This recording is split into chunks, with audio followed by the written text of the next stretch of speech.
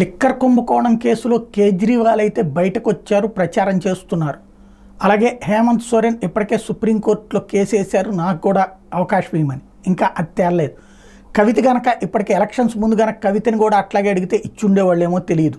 ప్రస్తుతం కవిత మాత్రం జైల్లో కొనసాగుతోంది, తీహార్ జైల్లోనే ఉండక తప్పలేదు. అదే సందర్భంలో ఒక్కొక్కళ్ళు పార్టీ వాళ్ళు వెళ్ళి కలిసి వస్తున్నారు. తాజాగా బాల్క సుమను అట్లాగే ప్రవీణ్ కుమార్ గారు కలిసినారు అనుకుంటాను. స్టేట్మెంట్ అయితే సంచలనాత్మకమైనటువంటి స్టేట్మెంట్ అనలేం, కానీ ఒక ఆవేదన భరితమైనటువంటి స్టేట్మెంట్. కవిత ఎక్కడా కూడా తల వగ్గట్లేదు, ఆమె మీద ఒత్తిడి తెస్తున్నారు, వాళ్ళ పేరు వీళ్ళ పేరు చెప్పమని ఆమె చెప్పట్లేదు, అట్లాంటి ఒత్తిళ్లను పట్టించుకోవట్లేదు. అదే సందర్భంలో ఇదంతా ఫేక్ కేసు, పనికిమాలిన కుట్ర, ఇట్లాంటి ఇక్కడ పనికిమాలిన కుట్ర అయితే సుప్రీంకోర్టు ఎప్పుడో వదిలేసేది కదా. అది పనికొచ్చే కుట్రని గమనించిన తర్వాతనే కదా అది ఒప్పుకుంది, ఆధారాలతో సహా ఉన్నాకనే కదా దొరికింది.